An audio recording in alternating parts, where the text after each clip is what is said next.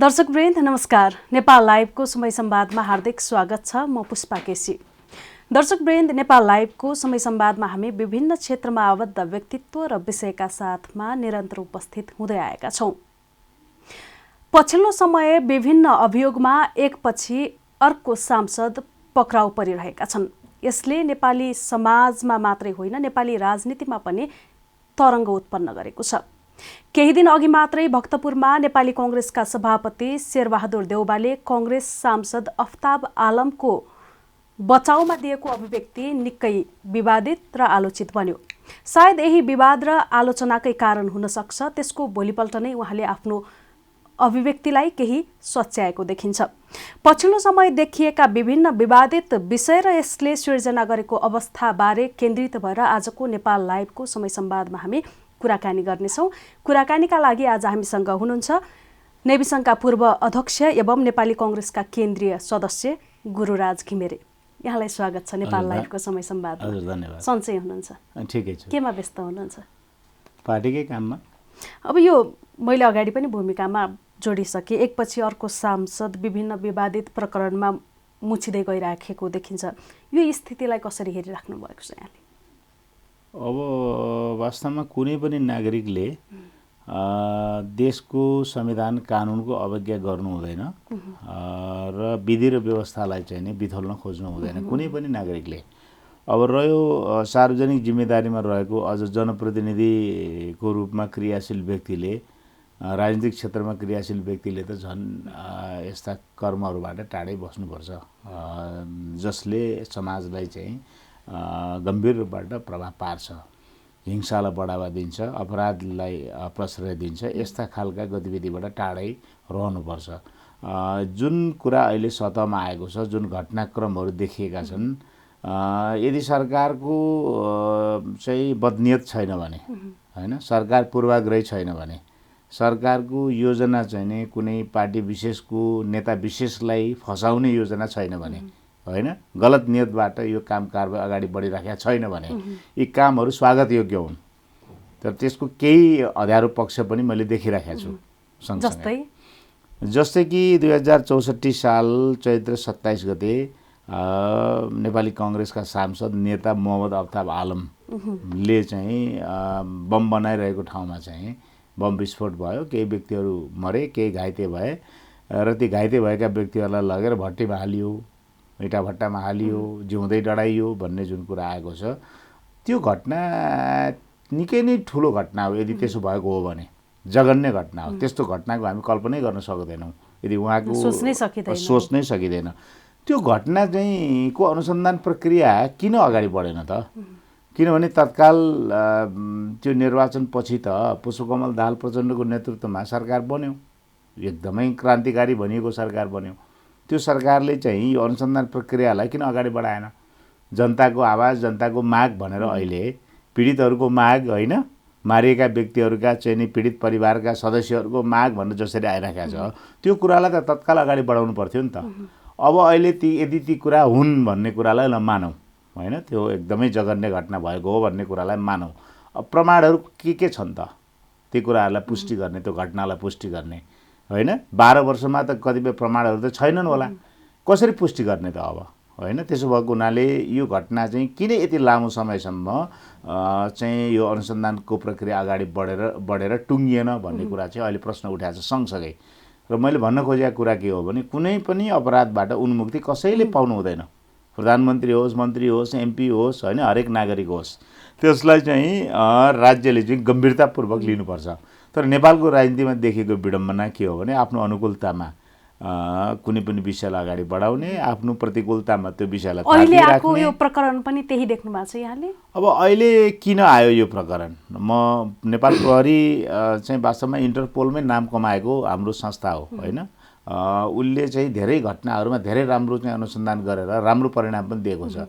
अब नेपाल प्रहरीलाई पनि म आग्रह गर्छु, कतिपय प्रहरी सङ्गठनका कतिपय अधिकारीहरू अथवा प्रहरी सङ्गठन नै हिजो राजाबाट प्रभावित भयो, हिजो, होइन, निरङ्कुश राजतन्त्र भएको बेलामा, राजा ज्ञानेन्द्र सक्रिय भएको बेलामा, र अहिले कतै नेकपाबाट प्रभावित नहोस् यो प्रहरी सङ्गठन, निष्पक्ष यसले चाहिँ छानबिन गरोस्। यस्तो पनि त हुन सक्छ जस्तो कि 64 सालदेखि अहिलेको अवस्थामा आएर चाहिँ त्यो माहौल सिर्जना नबनेको हुनसक्छ अथवा अहिले आएर चाहिँ फेरि यो चाहिँ गर्न सकिन्छ है भन्ने पनि लागेको हुनसक्छ। एउटा यो समयले त छेक्दैन होला नि त न्याय दिनलाई समय बाधक हुँदैन, तर ढिलो न्याय दिनु पनि अन्याय सर हो होइन।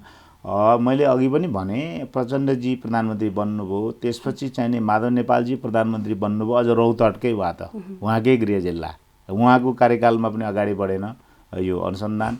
झलनाथ खनालजी बन्नुभयो, सबै चाहिँ मोहम्मद अफ्ताब आलमको विरोधी पार्टीका नेता होइन, नेपाली कङ्ग्रेस इतरका नेताहरू उहाँहरू, नेपाल कम्युनिस्ट पार्टी चाहिँ नि एमालेका, नेपाल कम्युनिस्ट पार्टी माओवादीका, त्यसपछि चाहिँ नि बाबुराम भट्टराईजी बन्नुभयो प्रधानमन्त्री, त्यसपछि खेलराज रेग्मीजी बन्नुभयो प्रधानमन्त्री, बिचमा एकपटक सुशील कोइराला बन्नुभयो र शेरबहादुर देउवा बन्नुभयो निर्वाचनको बेलामा, त्यो बिचमा पनि केपी ओलीजी बन्नुभयो, अहिले आएर फेरि केपी ओलीजी बन्नुभएको छ। यति धेरै कम्युनिस्ट पार्टीका नेताहरू प्रधानमन्त्री चाहिँ हुनुभयो त्यो बिचमा, त्यो घटनापछि यो अनुसन्धान किन अगाडि बढेन र अहिले आएर नै यो अनुसन्धान अगाडि बढिराखेको छ भन्ने कुराले संशय जन्माएको छ, प्रश्न जन्माएको छ। कुरा यति मात्रै हो, अब अपराध कर्ममा कोही पनि लागेको छ भने त्यसलाई उन्मुक्ति दिनुपर्छ भन्ने मेरो आशय होइन।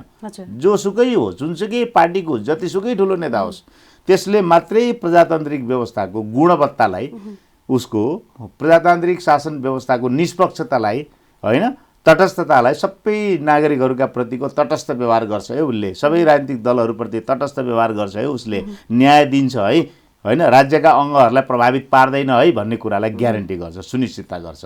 त्यसो भएको हुनाले अपराध कर्म गर्नेले उन्मुक्ति पाउनुहुन्न। यो सँगै अहिले चाहिँ यो गौर हत्याकाण्डदेखि लिएर टिकापुर हत्याकाण्डसँगै केही बादरमुडे घटनालाई पनि सामाजिक सञ्जालमा त्यो चर्चा पाइराखेको देखिन्छ। यसले कस्तो स्थिति चाहिँ सिर्जना गर्ने देखिराख्नु भएको छ? अब यी घटनाक्रमहरूको जुन सिलसिला सुरु भएको छ, एकपछि अर्को गर्दै एमपीहरूलाई चाहिँ जनप्रतिनिधिहरूलाई समाउने 80 जना अहिले जनप्रतिनिधिहरू अपराध कर्ममा मुछिएको भन्ने आएको छ अहिलेसम्मको प्रारम्भिक आँकडा, केन्द्रीय संसददेखि लिएर तल वडा तहसम्मका प्रतिनिधिहरू होइन। अब यो 80 मात्रै हो कि तथ्याङ्क, योभन्दा बढी छ कि तथ्याङ्क, खोजी गर्नु पर्यो होइन। अपराधिक कर्ममा संलग्न भएकाहरू कसैलाई छोड्नु भएन, यो सिलसिला अगाडि बढ्नु पर्यो नि त, टुङ्ग्याउनु पर्यो नि त यदि यो सुरु गरे हो भने। होइन यो त महरा काण्डलाई ओझेलमा पार्नका लागि मात्रै, देखावटी रूपमै मात्रै, नेपाली जनतालाई आँखामा छारो हाल्नै मात्रै, विपक्षी दललाई हामी मात्रै कहाँ र, महरा मात्रै कहाँ छन् र होइन, हाम्रो पार्टीको नेकपाको महरा मात्रै हुन् र होइन, योभन्दा जघन्य अपराधमा संलग्न अरू पनि छन् नि त भन्ने देखाउनलाई मात्रै गरे हो भने चाहिँ यो नौटङ्की हो होइन। अब निर्मला पन्तको प्रकरण चाहिँ 12 वर्षपछि यस्ता घटनाहरू भइरहेको छन्, 12 वर्षपछि पनि टुङ्गिन सक्छ, यस्तो घटनाको परिणाम आउन सक्छ अथवा न्याय पाउन सक्छन् पीडितले भन्ने प्रधानमन्त्री आफै अमेरिका गएर, अनि 12 वर्षपछि चाहिँ यो फेरि अफ्ताब आलम काण्ड चाहिँ नि फेरि यसलाई चाहिँ पुनरुत्थान गर्ने। यहाँले भन्न खोज्नु भएको महरालाई सभामुख, अहिले भर्खरै निलम्बनमा पर्नुभएको सभामुख कृष्णबहादुर महरालाई चाहिँ उन्मुक्ति दिनलाई यो विषयलाई उचालिएको हो, ओझेलमा पार्नलाई होइन। महराले जुन महरा काण्ड जुन आयो, यो काण्ड भने चाहिँ यी काण्डहरू बरु कम जघन्य हुन्, जघन्य काण्ड गर्नेहरू त अरू पार्टीमा छन् नि त, नेपाली कङ्ग्रेसमा छन् नि यसरी जिउँदै जलाउने मान्छेहरू भन्ने कुरालाई अगाडि लिएर आएर नेपाली जनतालाई चाहिँ नि एकदमै दिग्भ्रमित पार्नलाई यो प्रकरण ल्याएको पनि हुनसक्छ। तर मेरो चाहिँ पक्षधरता के हो भने, म अपराध गर्नेलाई, म नेपाली जनता चाहिँ को प्रतिनिधि भएर चाहिँ, जनप्रतिनिधि भएर चाहिँ अथवा राज्यको चाहिँ सार्वजनिक जिम्मेदारीमा बसेर चाहिँ होइन कानुनको अवज्ञा गर्ने, उल्लङ्घन गर्ने व्यक्तिको पक्षधर म होइन। त्यो चाहिँ कानुन विपरीत जाने, संविधानको अवज्ञा गर्ने होइन, ऐन कानुनको उल्लङ्घन गर्ने व्यक्तिलाई सशक्त कारबाही हुनुपर्छ। यी लगायत जति पनि यस्ता अन्य घटनाहरू छन् त्यसको खोजबिन हुनुपर्छ र खोजबिन हुनुपर्छ, दोषी चाहिँ नि कारबाहीको दायरामा आउनुपर्छ, निर्दोष फस्नु हुँदैन, दोषीले उन्मुक्ति पाउनु हुँदैन, अपराधलाई चाहिँ राजनीतिले संरक्षण गर्नु हुँदैन। यहाँ त राजनीतिले अपराधलाई संरक्षण गर्छ र अपराधीहरू राजनीतिबाट संरक्षित हुने, यहीँनिर चाहिँ यहाँले भनिसक्नु राजनीतिको अपराधीकरण र अपराधको राजनीतिकरणको विषयमा चाहिँ बेला बेला चर्चा पनि भइराखेको छ। अहिले त्यसको स्पष्ट चित्र देखिएको हो, यसले हाम्रो समग्र राजनीतिको विशेषतालाई व्याख्या गर्छ कि गर्दैन? अब हेर्नुहोस्, नेपालको मात्रै होइन, नेपालका राजनीतिक पार्टीहरूको मात्रै होइन, समग्र दक्षिण एसियाको राजनीतिमा यस्ता घटनाक्रमहरू देखिएका छन् होइन। त्यसले चाहिँ लपेटेकै छ, सबै राजनीतिक दलहरूलाई लपेटेकै छ। भ्रष्टाचारको काण्ड, यो अहिलेको चाहिँ महरा प्रवृत्तिको काण्ड, त्यसपछि चाहिँ नि हत्याको काण्ड होइन, यस्ता काण्डहरू चाहिँ दक्षिण एसियाको राजनीतिमा चाहिँ बग्रेल्ती छन्, छरपष्ट छन्। अब यो अहिले चाहिँ आएको नेपालमा आएको घटनाक्रमले चाहिँ राजनीतिको मूल्य स्खलनको कुरालाई पनि सङ्केत गर्छ होइन। मूल्य मान्यताको राजनीति चाहिँ कमजोर हुँदै गएको कुरालाई पनि यसले चाहिँ इङ्गित गर्छ। र राजनीतिमा तपाईँले यो प्रसङ्ग अहिले जोडिहाल्नुभयो, राजनीति गरिरहेको व्यक्ति, क्रियाशील व्यक्ति, नेता पनि आफू टिकिरहन, आफू राजनीतिमा चाहिँ कायम आफूलाई राखिरहन, राजनीतिमा निरन्तर आफूलाई चाहिँ राजनीतिको केन्द्रमा उभ्याइराख्नलाई अपराधको सहारा लिन्छ राजनीतिक नेताले, राजनीतिक व्यक्तिले। अर्को चाहिँ राजनीतिक छाता उडेपछि, राजनीतिक छाहारीमा आएपछि मेरो अपराधबाट मैले उन्मुक्ति पाउँछु भनेर अपराधीहरू पनि राजनीतिक छाहारीमा आइपुग्छन्। यो दुईटा प्रवृत्ति समानान्तर रूपबाट अगाडि बढाएको छ। त्यसैले हजुर, एउटा स्ट्याटस देखेको थिएँ युवा नेता जागृत रायमाझीजीको, उहाँले लेख्नु भएको थियो, राजनीतिले अपराधको बैशाखी टेकेपछि अपराधले राजनीतिको टाउको माथि टेक्छ भन्नुभएको थियो। यसमा सहमत हुनुहुन्छ? यो यथार्थ हो, एकदमै सही कोट गर्नुभयो उहाँले होइन। राजनीतिले अपराधको बैशाखी टेकेपछि अपराधले राजनीतिको टाउको टेक्छ। कति राम्रो उहाँले चाहिँ एउटा भनाइ चाहिँ बनाउनु भएको छ। यो एकदमै चाहिँ के भन्छ यथार्थमा आधारित छ। अब अर्को प्रसङ्ग पनि छ, मैले सुरुमा जसरी जोडेँ कि भक्तपुरमा काङ्ग्रेस सांसद अफ्ताब आलमको विषयमा जसरी सभापति शेरबहादुर देउबाज्यूले चाहिँ अभिव्यक्ति दिनुभयो, त्यो निकै विवादित र आलोचित बन्यो। त्यसले काङ्ग्रेसको केन्द्रीय सदस्यका हैसियतमा यहाँले कस्तो अनुभूति गरिराख्नु भएको छ? उहाँको शङ्का चाहिँ, उहाँको चिन्ता चाहिँ के हो भने कुनै पनि घटना चाहिँ राज्यको कानुनको प्रतिकूल हो, उसले कानुनको अवज्ञा गर्यो, अपराध कर्ममा संलग्न भयो भनेर राज्यले अनुसन्धान गर्न पाउँछ। राज्य भने चाहिँ नागरिकका गतिविधिहरूलाई निगरानी गर्ने वैधानिक निकाय पनि हो र फेरि हिंसाको प्रयोग गर्ने वैधानिक निकाय पनि हो राज्य। राज्यले हिंसा किन प्रयोग गर्यो भनेर कसैले प्रश्न उठाउन पाउँदैन होइन। त्यो चाहिँ नि लेजिटिमेसी, त्यो वैधानिकता, त्यो विधायक अधिकार राज्यसँग हुन्छ। त सँगसँगै राज्यले के हो भने कुनै नागरिकले चाहिँ किन चाहिँ कानुनको अवज्ञा गर्दैछ, यसले कहाँ कहाँ यसले चाहिँ अपराधजन्य कर्म गर्यो भनेर चाहिँ उसले अनुसन्धान गर्न पाउँछ। यो कुरामा उहाँले आपत्ति जनाएको होइन जस्तो मलाई लाग्छ। उहाँले चाहिँ चिन्ता व्यक्त गरेको कुरा चाहिँ के हो भने कतै सरकार विपक्षीहरूसँग पूर्वाग्रह राखेर, जस्तो व्हाइट बडीको कुरा आउँदा हामी मात्रै किन र होइन, नेपाली काङ्ग्रेसकै सभापति इन्भल्भ छन् भन्ने किसिमका आशयका अभिव्यक्तिहरू आए सत्तारूढ दलबाट होइन। बालुवाटार जग्गा प्रकरण आउँदा हामी मात्रै कहाँ हो र होइन, नेपाली काङ्ग्रेसकै मान्छे पनि संलग्न छन्, अझ शेरबहादुर देउबाकै पालामा भएको हो भन्ने कुरा आयो होइन। विभिन्न प्रकरणमा चाहिँ सत्तारूढ दल चाहिँ हामी चाहिँ ठिक छौँ अथवा हामीले कहाँ गल्ती गरे हौँ र पहिले त अरू दलले अथवा नेपाली काङ्ग्रेसले गल्ती गरे हो, सुरुवात त उसले गरे हो नि भनेर हरेक कुरामा विपक्षी दललाई लपेट्ने कोसिस सत्तारूढ दल गरिराखेको छ। यो क्रममा पनि हाम्रा मात्रै कहाँ हुन् र पार्वत गुरुङ, हाम्रा मात्रै कहाँ हुन् र महरा होइन, विपक्षी दलका चाहिँ नि आलम पनि त अपराधी हुन् भनेर लपेटेर आफूलाई चाहिँ यो सम्पूर्ण चाहिँ गैर जिम्मेदार जुन सरकारी क्रियाकलाप छ यसबाट आफूलाई चाहिँ जोगाउने सरकारी प्रपञ्च पनि हुनसक्छ। तर जसरी उहाँले अघिल्लो दिन अभिव्यक्ति दिनुभयो त्यसको चर्को विवाद र आलोचनापछि केही सच्याएको जस्तो देखिन्छ। यो चाहिँ कार्यकर्ता र अन्यबाट आएको दबावको परिणाम हो कि भने उहाँको आफ्नो जुन शैली हो, अभिव्यक्तिको शैली अनुसार पार्टीलाई नै चाहिँ माथिको आक्रमण हो यो अथवा पूर्वाग्रह राख्या हो भन्ने कुरा चाहिँ कार्यकर्ताको बिचमा उहाँले बोल्नुभयो। किनभने ती कुराहरू कार्यकर्ताहरूबाट आएकै छन् देशभरिबाट होइन। अब होइन त्यति मात्रै भनेर हुँदैन, तपाईँले चाहिँ गल्ती यदि कमजोरी भएको छ भने त्यसमा अनुसन्धान राज्यले गर्न सक्छ पनि भन्नुपर्छ होइन। निर्दोष नफसोस्, उहाँको के भन्छ विज्ञप्तिमा त्यही त आएको छ नि होइन। निर्दोष चाहिँ नफसोस्, दोषीले उन्मुक्ति नपाओस्, त्यही छ उहाँको अभिव्यक्तिको आशय, त्यही छ। त्यसो भएको हुनाले उहाँको चाहिँ उहाँको नियत चाहिँ अपराध चाहिँ गरेको व्यक्तिलाई चाहिँ कुनै पार्टीको नाममा कुनै चाहिँ नि नेता भएको कारणले, सांसद भएको कारणले उसलाई अपराध कर्मबाट उन्मुक्ति दिनुपर्छ भन्ने उहाँको आशय होइन। उहाँको चाहिँ कुरा के हो भने निर्दोष व्यक्तिलाई चाहिँ फसाउनु हुँदैन सरकारले राजनीतिक पूर्वाग्रहका आधारमा होइन। नेकपा इतर विचार चाहिँ लिएर राजनीतिमा क्रियाशील व्यक्ति भएको आधारमा चाहिँ फसाउनु हुँदैन भन्ने कुरा चाहिँ उहाँले मलाई लाग्छ चाहिँ उहाँले अगाडि सार्न खोज्नु भएको जस्तो मलाई लाग्छ। कङ्ग्रेसको अहिले अभिव्यक्ति सुन्दाखेरि र यहाँकै कुरा सुन्दाखेरि पनि कतै यो सभामुख कृष्णबहादुर महरालाई चाहिँ उन्मुक्ति दिने किसिमले ल्याइएको हो कि भन्ने किसिमले जसरी यहाँले आशंका प्रस्तुत गर्नुभयो, यसले समग्र प्रणालीप्रति कति विश्वास जगाउन सक्छ, कति विश्वस्त हुनुहुन्छ यहाँ चाहिँ? उहाँहरूलाई त खास कुरा भएन, किनभने उहाँहरूको मान्यता, उहाँहरूको सिद्धान्त, उहाँहरूको विचारधारा, उहाँहरूको दर्शन चाहिँ संसदीय व्यवस्था राम्रो भन्ने नै छैन उहाँहरूको। भलै उहाँहरू आफै त्यसको चाहिँ अभियुक्तको रूपमा प्रस्तुत हुनु पर्यो होइन, नियतिले त्यो ठाउँमा संसदीय व्यवस्थाको सभामुखलाई आफै लगेर उभ्यायो नियतिले होइन। उहाँहरू स्वयं त संसदलाई कुकुरको खसीको टाउको देखाएर कुकुरको मासु बेच्ने थलो हो भन्नुहुन्छ होइन, संसदीय व्यवस्थालाई भण्डाफोर गर्न आउनुभएको। अब उहाँहरूकै आफ्नै भण्डाफोर हुने भयो होइन। त्यसो भएको हुनाले नियतिले उहाँहरूलाई त्यो ठाउँमा उभ्याएको छ। तर कुरा के हो भने यो सभामुख चाहिँ नि महराको काण्डलाई त अब कसैले बङ्ग्याएर, कसैले तोडमरोड गरेर, कसैले ढाकछोप गरेर ढाकछोप हुने स्थिति यो छैन। जे उहाँले कर्म गर्नुभएको हो त्यो अनुरूपको सजाय चाहिँ नि सम्मानित अदालतले उहाँलाई दिनैपर्छ। जसरी चाहिँ अहिले चाहिँ एउटा जनस्तरबाट चर्को दबाब आउँदाखेरि नेतृत्वले चाहिँ त्यसलाई सुनेको जस्तो पनि देखिन्छ। केही विषयहरू हेर्दाखेरि कार्यकर्ताहरूमा आलोचनात्मक चेत कतिको पाउनुहुन्छ? राजनीतिक कार्यकर्ता, त्यो चाहे कङ्ग्रेसको हो अथवा नेकपाको होस् अथवा राजपाको होस्, अन्य राजनीतिक पार्टीको कार्यकर्ताहरूमा आलोचनात्मक चेतना छ, सबै पार्टीका सदस्यहरूमा छ।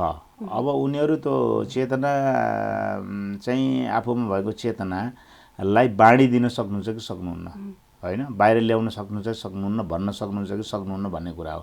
नेपाली कङ्ग्रेसका कार्यकर्ताहरू चाहिँ सदस्यहरू चाहिँ भन्न सक्छन्, किनभने नेतृत्वको आलोचना गर्दाखेरि धेरै चाहिँ कडा अनुशासनको चाहिँ यहाँ हामीले चाहिँ शिकार हुनु पर्दैन, अनुशासनको कारबाही झेल्नु पर्दैन, हामीले आलोचना गर्न सक्छौँ नेतृत्वको। तर कम्युनिस्ट पार्टीमा त्यो सम्भावना म देख्दिनँ। नेतृत्वले गरेका कमजोरीहरूको त्यो बारेमा उजागर गर्यो कार्यकर्ताले भने, आलोचना गर्यो, विरोध गर्यो भने चाहिँ नि अनुशासनको डन्डा उहाँहरूमाथि चल्छ। त्यसो भएको हुनाले उहाँहरूलाई गाह्रो छ होइन। कम्युनिस्ट पार्टीको अनुशासन, उहाँहरूको तथाकथित जुन अनुशासन छ, गैर लोकतान्त्रिक अनुशासन छ, त्यसले उहाँहरूलाई अभिव्यक्ति दिन गाह्रो छ। हाम्रोमा चाहिँ त्यस्तो छैन। नेतृत्वले गरेका कमजोरीहरू निर्वाध रूपमा, निसङ्कोच रूपबाट हामीले भन्दै आएका छौँ। पार्टीका कार्यकर्ताले भन्न पाउँछन्, भन्न सक्छन्।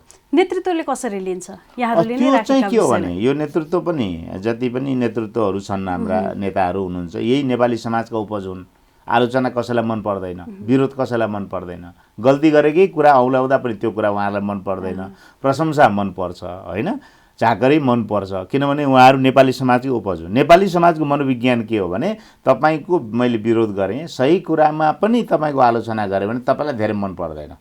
तपाईँका कमजोरीहरूलाई पनि मैले तपाईँहरूको गुण बनाएर, त्यसलाई महान चाहिँ बनाएर मैले चर्चा गरेँ भने तपाईँ कतै न कतै म प्रति पोजिटिभ बन्नुहुन्छ, सकारात्मक होइन, यो मेरो खास शुभचिन्तक रहेछ भन्ने चाहिँ धारणा मेरा प्रति तपाईँले बनाउनुहुन्छ। मैले खालि यो दृष्टान्त मात्रै दिन खोजेँ हौँ। त्यसो भएको हुनाले नेपाली समाजकै उपज हो उहाँहरूको मनोविज्ञान, चरित्र।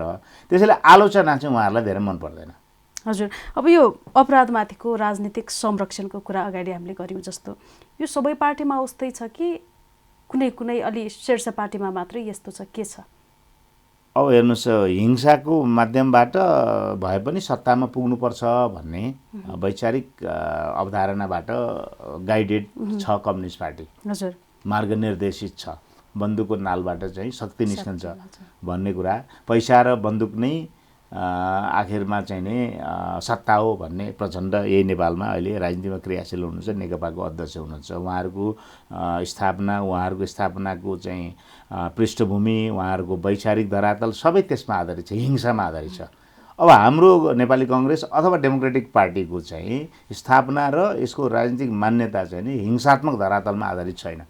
हामी हिंसालाई मान्दैनौँ होइन, माध्यम जेसुकै हो सत्ता प्राप्त गर्नुपर्छ भन्ने कुरा मान्दैनौँ। माध्यम पनि ठिक हुनुपर्छ सत्तामा पुग्नलाई, निर्वाचनबाटै जितेर जानुपर्छ। कब्जावादी जुन मानसिकता छ त्यसमा हामी विश्वास गर्दैनौँ। त्यसो भएको हुनाले फरक यही छ। तर यो मान्नु एउटा कुरा भयो होइन, सैद्धान्तिक रूपमा एउटा भयो, व्यावहारिक रूपमा पनि त्यस्तै छ। व्यावहारिक रूपमा त थोर बहुत हाम्रो पार्टीले पनि कतिपय अवस्थामा व्यक्ति विशेषले सिङ्गो पार्टीले होइन कि व्यक्ति विशेषले कतिपय त्यस्ता प्रवृत्तिहरूलाई संरक्षण गरेको पाइन्छ।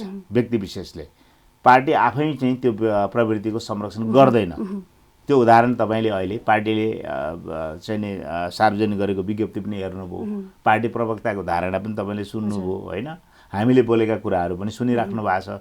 त्यसो भए हुनाले अपराधलाई संरक्षण गर्ने कुरा नेपाली कांग्रेस आफैले गर्दैन। तर नेपाली कांग्रेसका कतिपय नेताहरूले कतिपय ठाउँमा त्यस्तो चाहिँ नि संरक्षण गरेको देखिन्छ व्यवहारमा।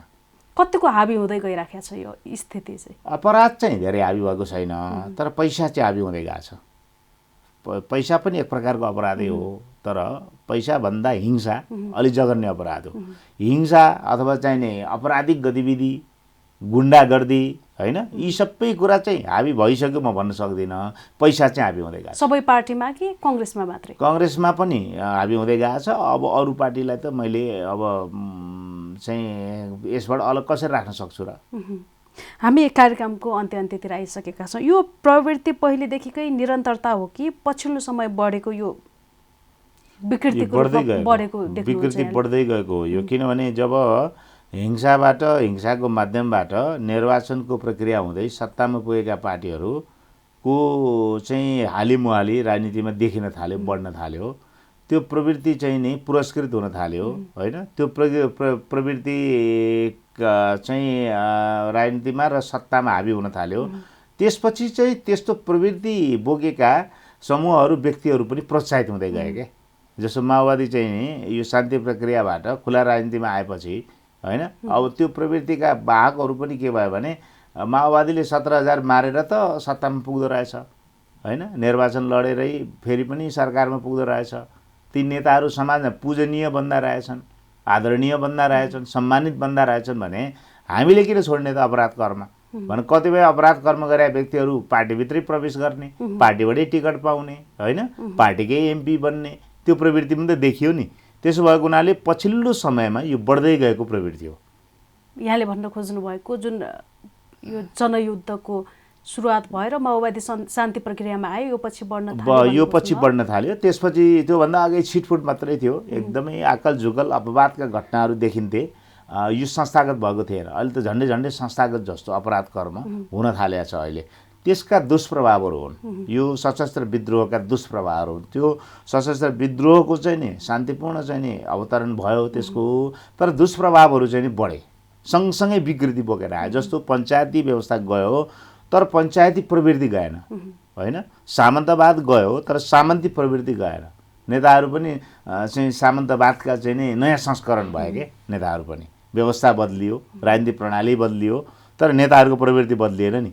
त्यस्तै अहिले के भयो भने सशस्त्र विद्रोहपछि अपराध चाहिँ नयाँ संस्करणमा प्रकट हुन थाल्यो, नयाँ नयाँ रूपमा होइन।